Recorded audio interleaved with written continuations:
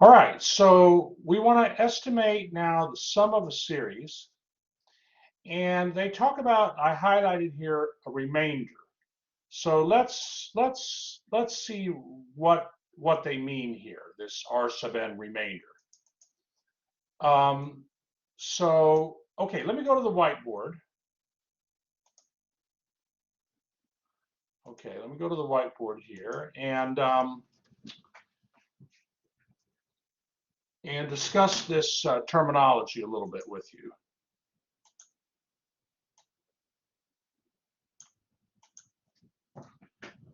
Okay, so as you know, the nth partial sum is understood to be the sum of the first n terms of a series. The infinite series itself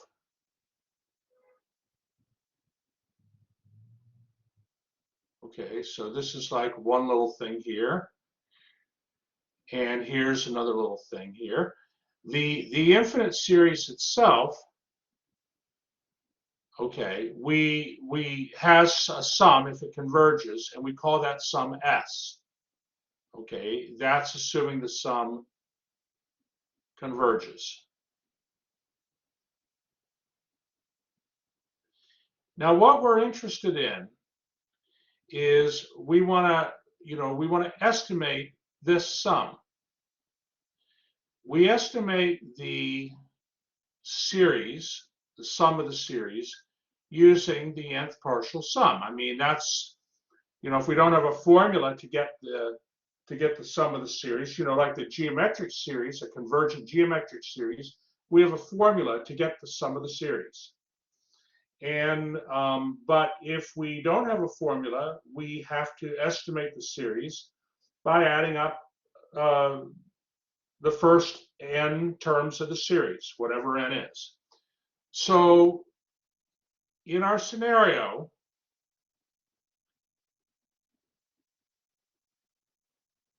okay, we have a series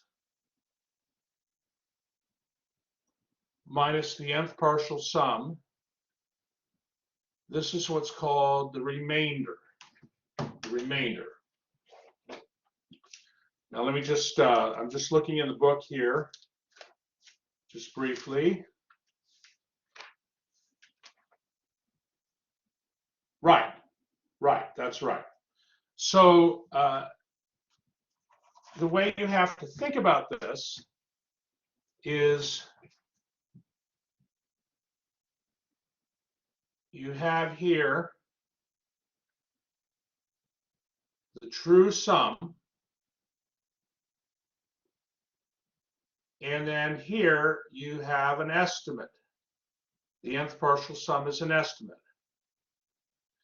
And then this produces a remainder,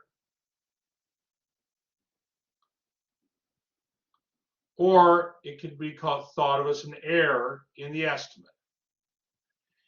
And what we would like very much is to say, well, if we were to say, find the 10th partial sum of a series, okay, what would the error be? Okay, so if we can have a bound or some idea of what the error is, or bound on the error, that helps us tell us how accurate our estimate is. So this is a lot like section 5.9 when you had approximate integration with like the midpoint rule and the trapezoidal rule. You found error bounds for all those rules, okay, for the error in estimating an integral with a numerical approximation. Well, similarly here, we want to know the error or have an idea of what the error could be if we estimated a series with an nth partial sum. So that's what they're getting at here. That's what they're getting at in this section 8.3. And in fact, here. One moment.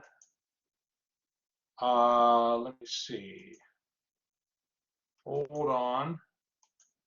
I want to bring up a theorem in the book called the remainder estimate for the integral test. Let me bring that up right now.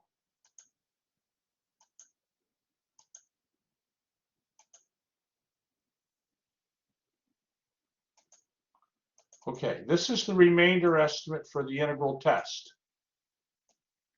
So again, we suppose that we have a series whose terms can be described by some function of k. So f of k equals a sub k. And the function's continuous, positive, decreasing, which means that the series converges by the integral test. And therefore, it makes sense to try to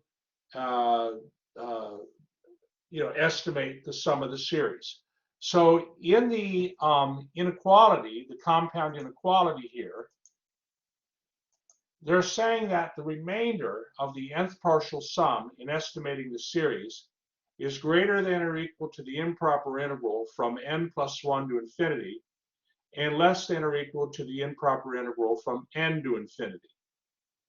So what really we're most concerned about is the upper bound, not the lower bound, because we certainly want to have an idea of what the largest the error could be in our partial sum estimate. And that's the context of what we're doing here. So they prove it in the book, this result, but let's just apply it right now. Let's go to an example, because you're going to see some of these in your homework. And I want to go through an example with you. Now, this example, there's a good example in the book, example 6. I'm going to do my own little example here. Okay, so let me give you a moment to copy this example down, okay? And then we'll discuss it.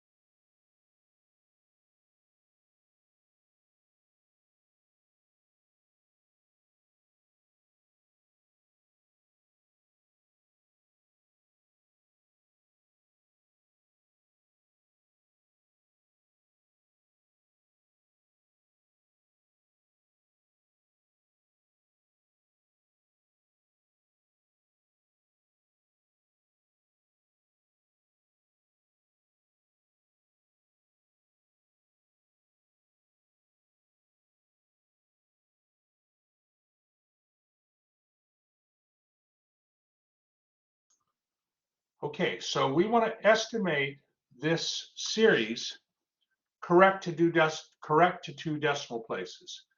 Now, when they say estimate the series, that means then, I mean, that would only make sense for us to do that if our series converged.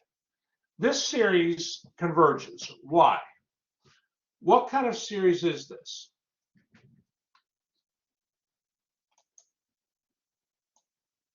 Why do we know this series converges? That's right, Ange. This is a P series. And what's P equal to? That's right, Taj. P equals 4. And since 4 is greater than 1, the P series converges. So this series converges.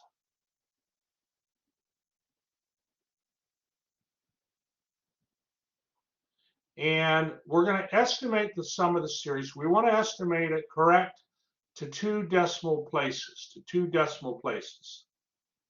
Okay, so that means after the decimal point, you have the tenths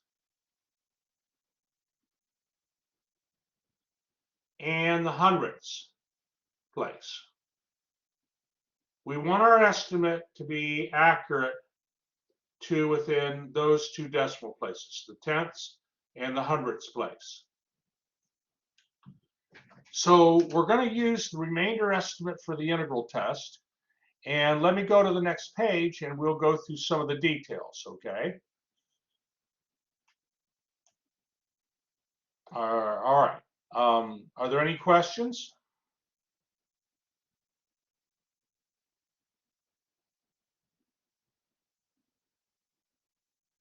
Okay, let's move forward.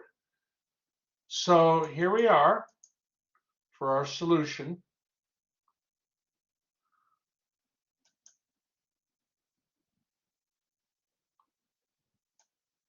So by the remainder estimate for the integral test,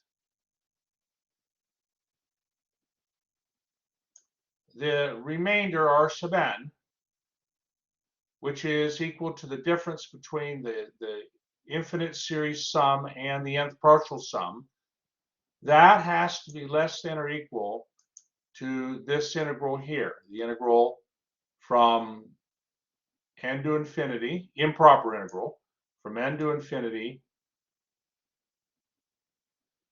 of 1 over x to the 4th power. Okay, and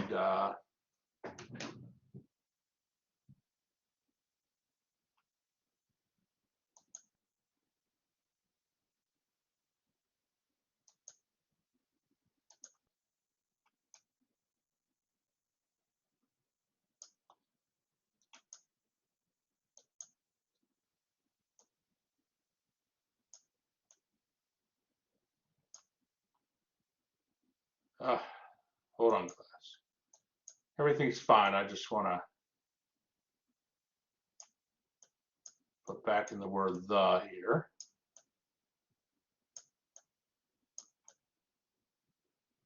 Okay, so by the remainder estimate for the integral test, this result has to be true.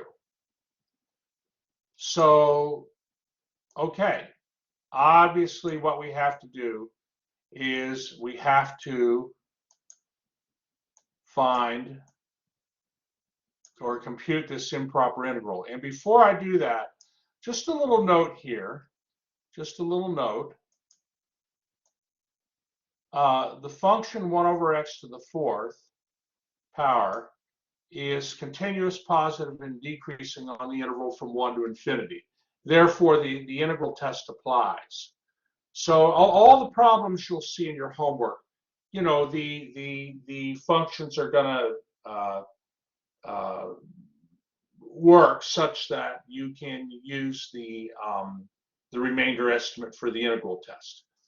So, okay, now the remainder, okay, by virtue of the fact that the remainder is less than or equal to that improper integral, let's find what the improper integral equals.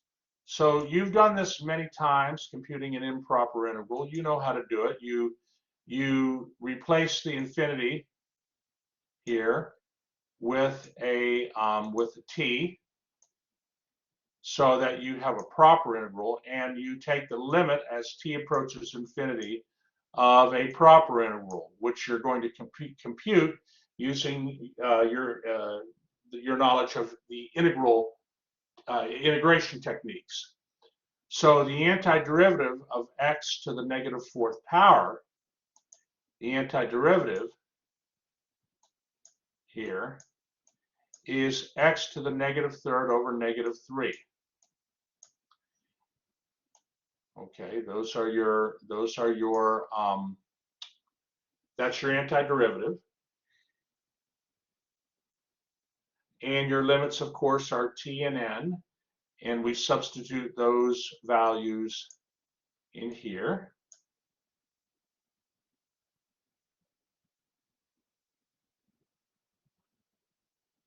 And what you get is 1 divided by 3n cubed.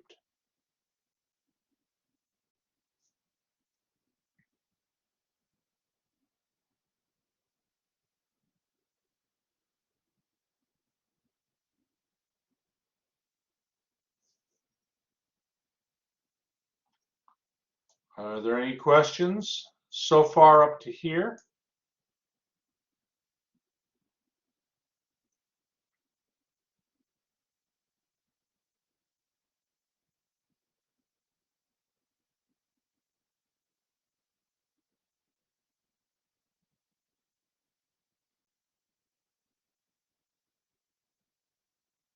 Okay. Okay. Well, so remember in the problem, it said we want to estimate the series correct to 2 decimal places.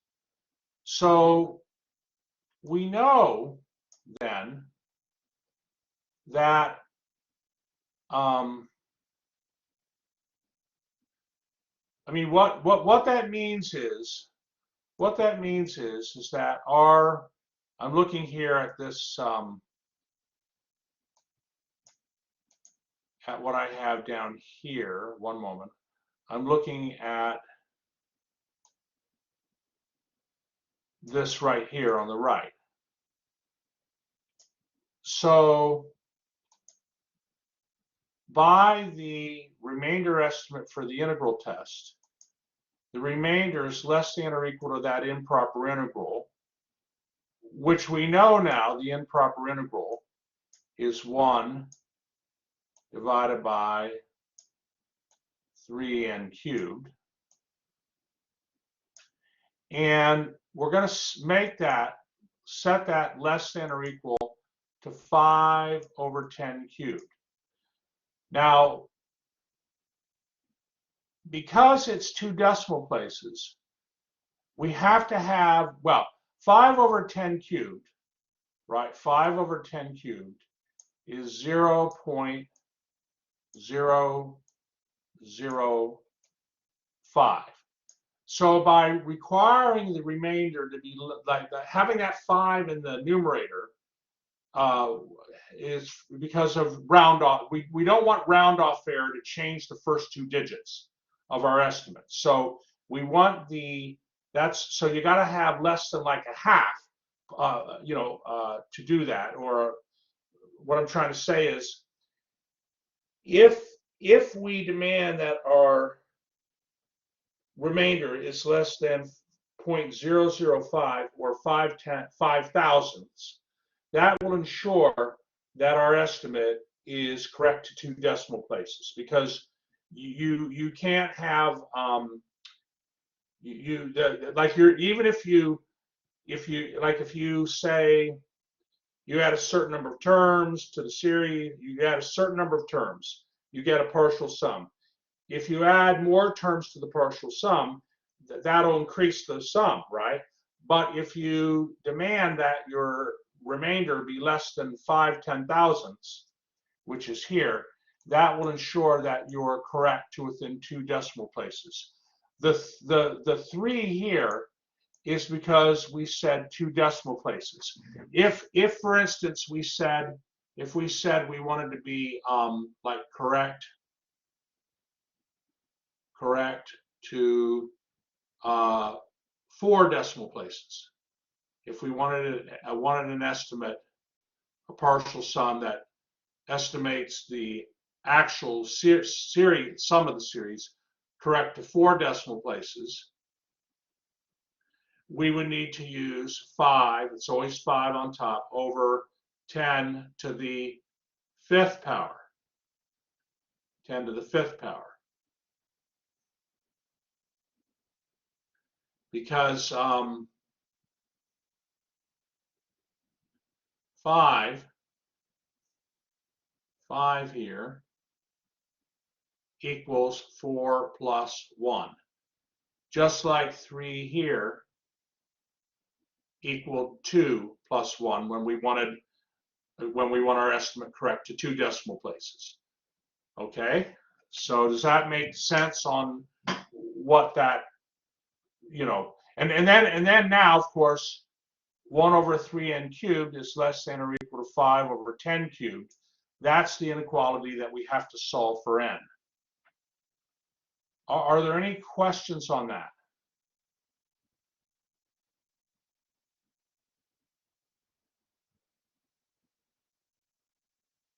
Give me a thumbs up if you're okay so far. If you just give me a thumbs up, I want to make sure that you're good. Sansar, how are you feeling about this? Are you comfortable?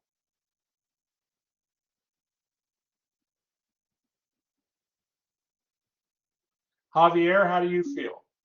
Excellent. Okay, somewhat. I'll take that. I'll take that. All right, Javier, how about you? Somewhat as well. Okay, okay. All right. Well, let's proceed on here. Let's proceed on. So here's an inequality to solve, right? This is the inequality to solve here. And what I'm going to do to solve that inequality is going to multiply through by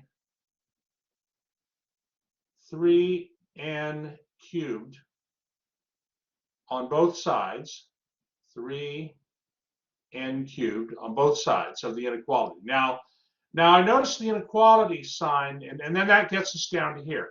I notice the inequality sign did not change. Why is that? Because sometimes when you multiply through an inequality by a number, the sign switches. But our sign is less than or equal, and it stayed less than or equal. Why would that? Why is that true?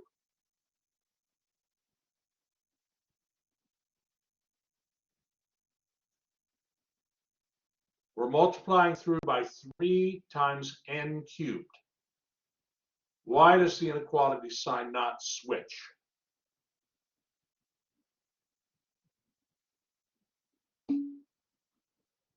That's right, Ange. The 3n cubed that's right, Anne. It can never be negative. N is some positive integer. 3n cubed is always going to be a positive integer. So okay, that gets us down. That gets us then to 1 is less than or equal to 5n cubed over 1,000. And what I'm going to do here, is I'm going to multiply by 1,000 over 15.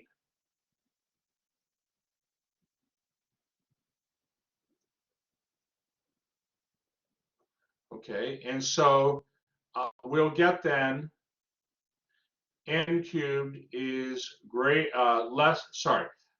n cubed is greater than or equal to 1,000 over 15.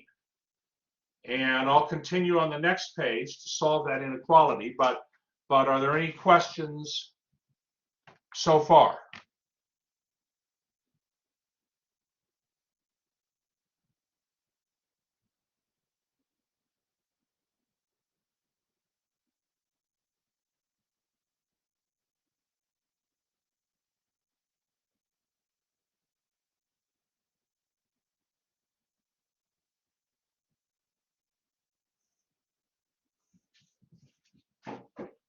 All right, well, let's continue then. Let's continue. So here we are on the next page. N cubed is greater than or equal to 1,000 over 15. And what I'm going to do here is maybe I'll put in an extra step. One moment.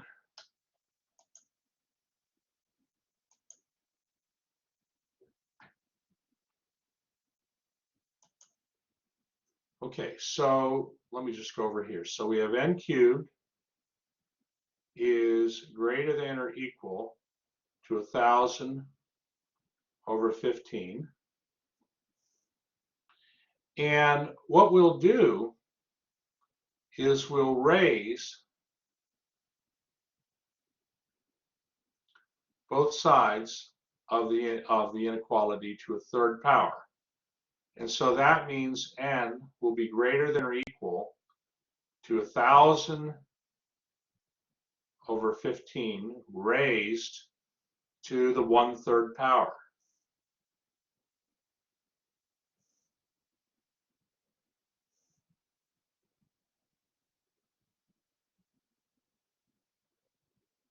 Well, that just means n is greater than or equal to the cube root of 1,015ths. And if you take 1,015ths and take the cube root of that, you're going to get that n is greater than or equal to 4.0548. So algebraically, so long as n is greater than 4.0548, you will ensure that your partial sum would be correct to 2 decimal places. And that's fine. So how many terms do you need? Well, you can't have half of a term. The number of terms has to be an integer. So you're going to need 5 terms. You're going to need 5 terms.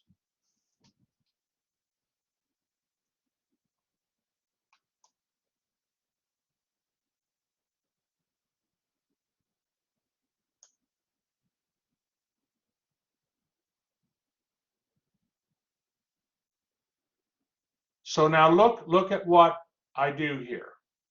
One moment.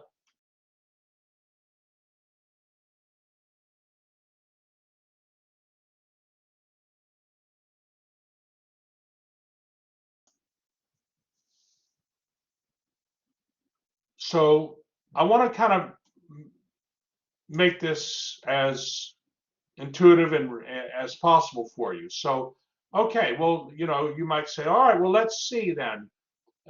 Is our estimate correct to 2 decimal places? So what I did was I took our series, okay, our P series, and I added up the first 5 terms of the series. So here's the first term, second term, third term, fourth term, and fifth term.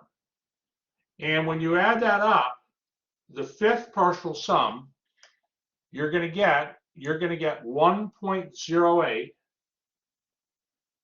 okay, 1.08 0351925. That's the fifth partial sum.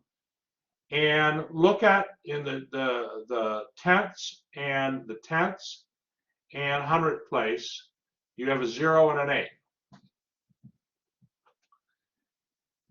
All right, so now that's supposed to be correct to 2 decimal places, that estimate. Let's sort of intuitively check it out for ourselves. Let's take a look at the sixth partial sum. So I'm adding one more term.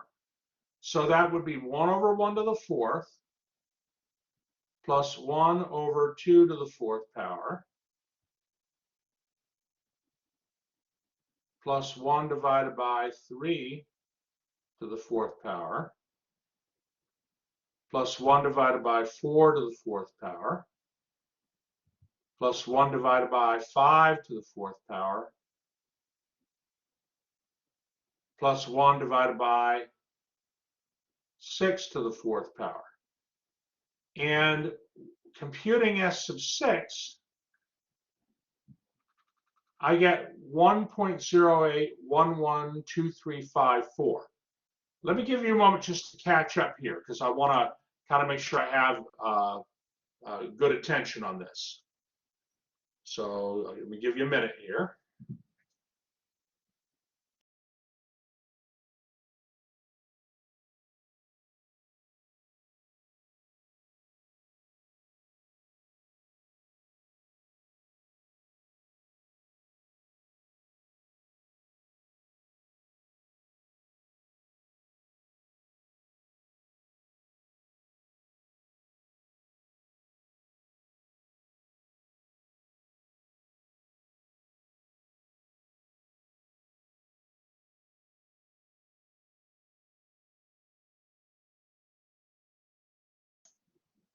Okay, so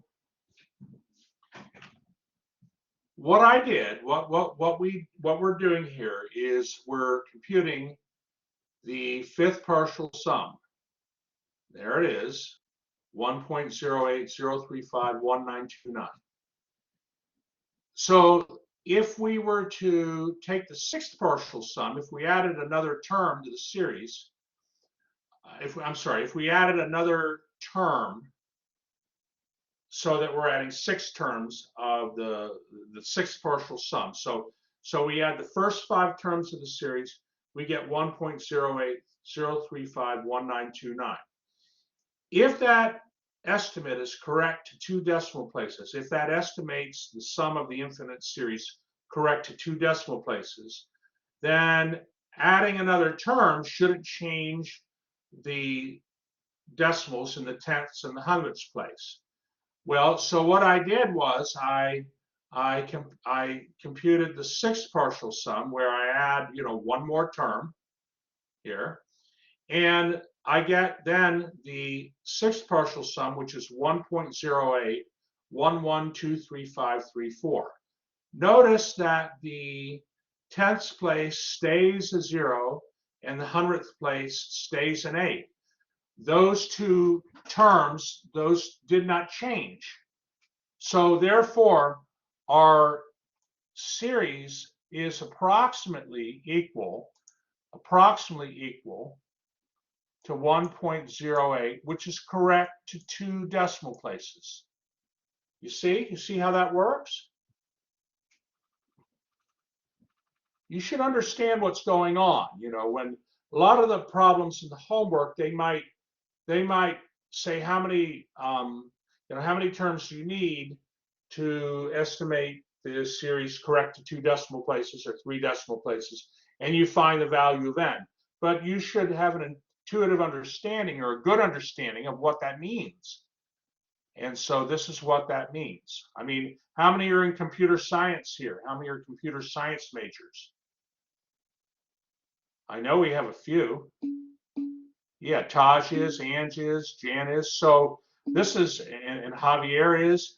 Yeah, and this is really, very important, right? In your fields, in your field, because we use computers to estimate things, and we want to know how accurate the estimates are, and we want to know what it means to say, hey, and this estimate is correct to two decimal places. And so this is a very good example of that. Okay, are there any questions on that?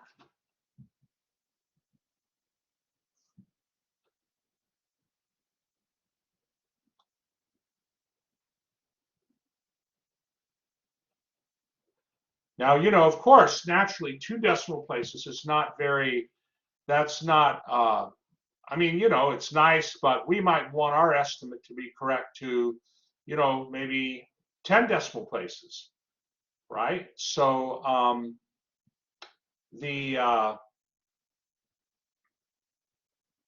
to say this the right way. I mean, this kind of problem, you could find that to get 10 decimal places of accuracy, you might need to add 1 billion terms of the series. It really depends. It just depends on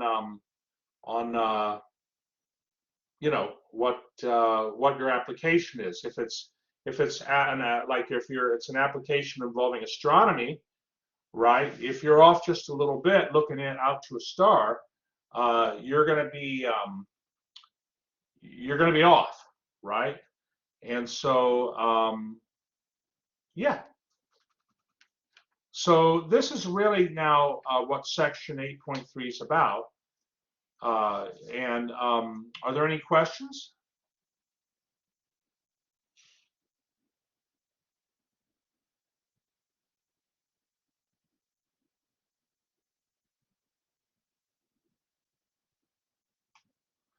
Okay, I'll stop the recording. Excellent.